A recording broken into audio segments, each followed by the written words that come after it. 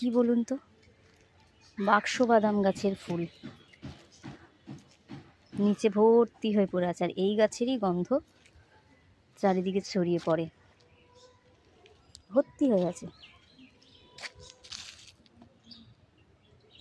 দেখতে কিন্তু সুন্দর।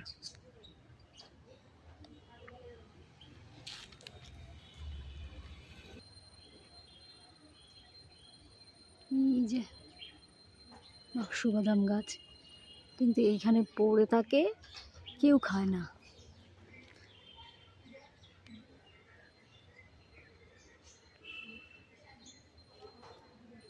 বাক্সগুলোর মধ্যে বাদাম রয়েছে, আবার নতুন পাতা হয়েছে, আবার ফুলও হয়েছে, ভর্তি হয়েছে নিচে পড়ে।